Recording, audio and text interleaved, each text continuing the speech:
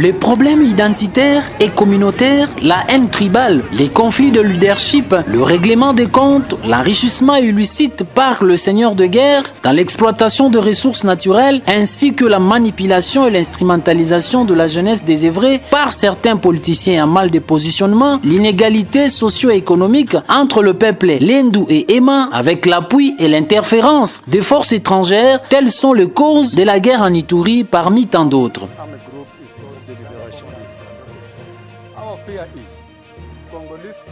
Contacter les Codeco parce qu'ils estiment que le gouvernement congolais est ami au gouvernement ougandais dont M. Museveni en tête. En venant vers le gouvernement, ils n'étaient pas sûrs s'ils allaient être bien accueillis, sinon ils risquaient d'être rapatriés auprès de M. Museveni. Voilà pourquoi ils ont opté pour se rallier au groupe rebelle Codeco. Par conséquent, en territoire de Djougou, l'on assiste à la multiplicité de tueries, massacres des populations, occupation de plusieurs villages et agglomérations par des hommes armés, présence de coupeurs de route sur la RN 27 et la RN 4, les attaques par embuscade, multiplicité des incursions par le groupe armé Codeco, entraînant ainsi plusieurs déplacés internes vers le milieu sécurisé. Destruction des infrastructures sanitaires, scolaires et édifices publics ne sont pas épargnés. Même situation apocalyptique dans les territoires d'Irumu où la milice FPIC appelée Chinyakilima à connotation bira régnait comme l'épouse du César. Chinyakilima occupait entièrement la chefferie de Basili, Mobala, Andisoma et une partie de Walese Vonkutu en territoire d'Irumu. Dans le même territoire, les ADF terrorisaient la population de Boga, Tchabi et dans plusieurs localités de la région. Dans leur coalition, ADF et FPIC avaient totalement occupé les centres d'Irumu, Marabo, Nyakunde village et hôpital. Bref, la milice FPIC avait incendié les bureaux administratifs du territoire, l'état-major de la police Irumu lors d'une attaque meurtrière qui avait coûté la vie à 6 policiers, paix à leurs âmes. Les territoires d'Irumu étaient vidés de sa population. Presque rayé de la carte de la RDC, Astuni, l'artère politique Lik Malembe, car tous les dossiers administratifs étaient incendiés par la milice FPIC au mois de mai avant la proclamation de l'état de siège. Pas de circulation sur la route Bunia-Komanda, Komanda-Luna. En ville de Bunia, la population vivait dans une insécurité généralisée. La criminalité urbaine avait connu une montée en flèche. Des bandits mésarmés opéraient sous l'œil impuissant des autorités civiles. La montée vertigineuse des tueries, assassinats en pleine journée sur le boulevard de la Libération, au marché central de Bunia, où de jeunes réclamant l'amélioration de la situation sécuritaire s'étaient promenés avec la tête d'un cadavre. Tous les réseaux routiers d'intérêt provinciaux bloqués. Bunia Iga Barrière, Bunia Djougou, Bunia Mahagi, Bunia Kasseni, Bunia Mwanga, Bunia Mandro, Bunia Boga et Tchabi. L'événement le plus humiliant et inoubliable dans la mémoire collective de la population de l'Ituri, c'est l'incursion spectaculaire. 2 éléments du groupe armé Codeco bar ALC. La République était mise à genoux par les petits loups de la montagne, leaders de ces mouvements, et ces hommes qui avaient assiégé la prison centrale de Bunia, exigeant la libération sans condition des prisonniers de guerre, membres de cette bande de voyous. Devant cette situation apocalyptique, biso moko ngana nunga moko Estroa Mikael na komaki na yewana na biro burgomestre na kangaki na sayo na bumi mutu nakuta kie na mbeli na mutu toke alakishe esika mutu wana babombi ale nde yango wana tokangi mbala moko bango misatu yeka bando lakisa baningane nde tokangisi ebie tokomi na biro burgomestre wana. Plusieurs observateurs civils et militaires avaient qualifié la province de non-État, non-states, comme le disent les Anglais.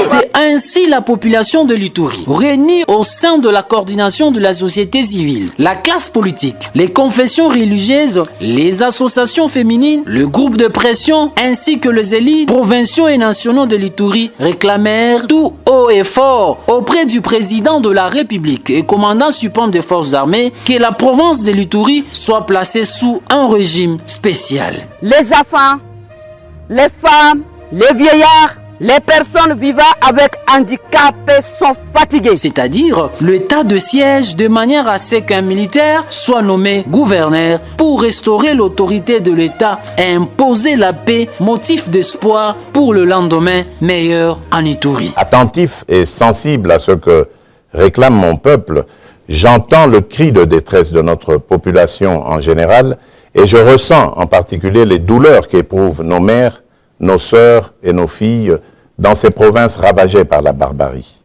J'ai décidé de proclamer l'état de siège sur toute l'étendue des provinces de l'Ituri et du Nord Kivu.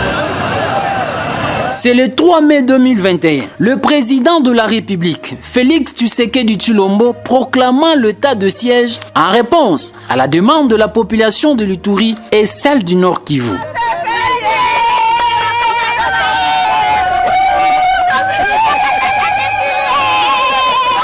En Ituri, le lieutenant-général Luboya Kashamadjoni est nommé gouverneur militaire et commandant des opérations pour résoudre les problèmes d'insécurité. Le commandant suprême a vu que la population avait besoin de la sécurité, d'être sécurisée. Ne pensez pas que je vais partir dans un mois si vous n'avez pas arrêté. Je serai là, et ça je vous dis, et je serai sans état d'âme. Pour ceux qui veulent bien coopérer, nous allons cheminer ensemble. Mais ceux qui ne veulent pas, spécialement les groupes armés étrangers, ils ne sont pas chez eux, ils doivent quitter. En image sur la carte, la situation opérationnelle avant l'état de siège, les villages et grandes agglomérations occupés par la milice Codeco, FPIC, Zaïre, ADEF, Mai Mai et les Banyaboucha dans le territoire de Djougou, Irumu et Mambasa. Avant le début des opérations militaires, des traques et des neutralisations de groupes armés, le lieutenant-général Luboya Kashamadjoni fait sa première descente en territoire de Djougou jusqu'à Djougou Centre après l'ouverture de la Reine 27 par ses hommes.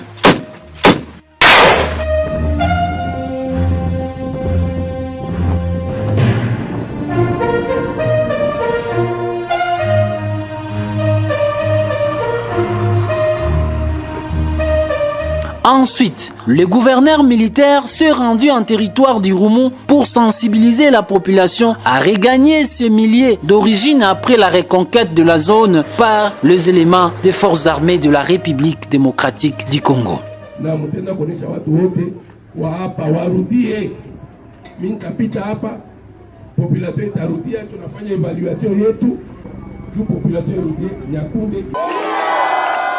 Tunapenda kwanza ona manini mashamba vile tunaanza ona zamani. Tunapenda kuona bangombe. Tunapenda mfanye makazi yenu ile mnafanyaka siku zote. Voici le résultat des opérations militaires. Dans sa première et deuxième phase,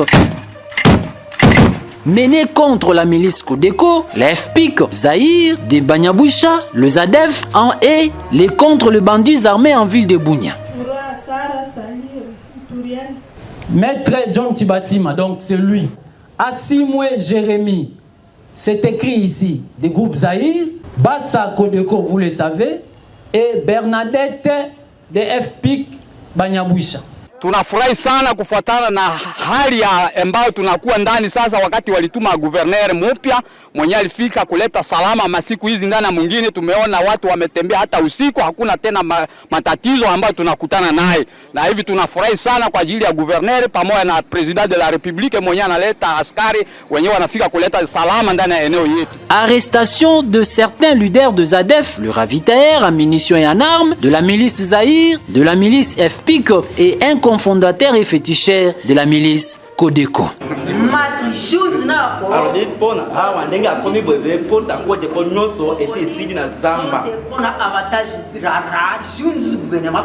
Plusieurs bandits armés et criminels sont tombés sous le filet des forces de défense et de sécurité. La récupération des armes et munitions de guerre par le service de défense et de sécurité. Ainsi, démantèlement de réseaux civilo-militaires, des ventes d'armes et munitions de guerre aux groupes armés actifs en province de l'Ituri. Parmi eux, les officiers supérieurs de l'armée régulière. Une chose jamais vue dans l'histoire de la province de l'Ituri. La mise en place d'un plan de défense et de sécurité de la ville de Bunia. À ce jour, la ville de Bunia et ses quartiers périphériques sont hors danger et sous la haute protection des forces de défense et de sécurité avec des patrouilles mixtes motorisées, FARDC, PNC et celles organisées par la police militaire pendant la journée tout comme la nuit.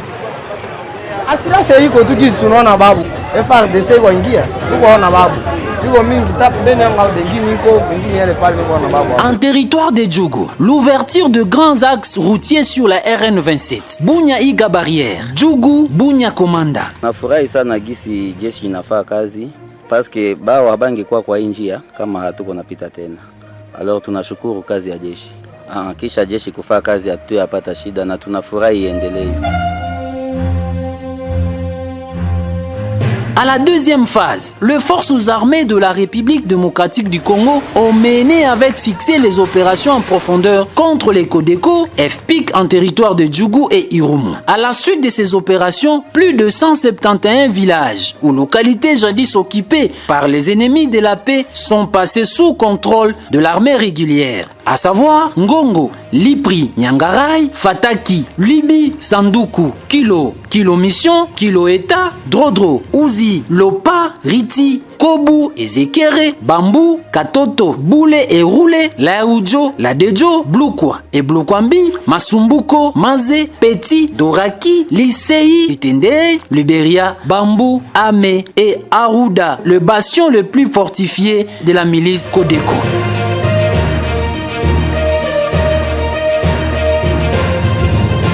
Même tableau en territoire d'Irumu au sud. Les villages Boga, Chabi, Linga, Malibongo, Malaya, Busio, Nyakunde village, Nakunde hôpital, Marabo, Idou, Bandi Mbese, Ofai, 3 antennes, Ndimo, Otomamber, Mambelenga, Ndalia, Makayanga, Mapipa, Machine 1 et Machine 2, Zunguluka, Chaboy, Mbikima, Mitego, Sengi, ainsi que le groupement Chinyakilima où le chef a été réinstallé par l'administration militaire après 20 ans de cavane. Liwali wa jimbo la Ituri Bwana Luboya Kashama, sababu ya nguvu yenye kila mtu alifanya kwa kuweka usalama kwa este ya Kongo. Regardez en image sur la carte la situation opérationnelle. Cette amélioration de la situation sécuritaire en province de l'Ituri sous l'état de siège a permis un retour volontaire des populations déplacées dans leurs milieux respectifs, notamment Komanda. Hali ya hewa mnivopa Komanda tuwapumua bien. Irumu. Mimi nashukuru kwa binafsi administrateur ya territoire na general mwenye tuko naye hapa Mugisa Mulek. Fatana kazi banafanya. Presence sabatu kidike usalama iko narudia. Kidike ombinye population alikuwa nalia progressivement iko nafanyikana na kimya iko narudia ile ndio natia population iko narudia ndani ya mwingine. Marabo mwezalaka makasi penza tozoni po sécurité pour la soldat gouvernement et pomaka de la bengiso tozonga. Nyakunde. Nous nous retrouvons ici parce que l'autorité provinciale a accepté que nous descendions voir de nos propres yeux ce que actuellement devenu la chefferie des Andisoma, la chefferie de Mobala avec le chef lié à Marabo, et cela nous réjouit. Nous voulons donc en passant remercier de tout cœur comme une des représentantes des élus de la province de l'Ituri, députée provinciale, coup de chapeau à la hiérarchie.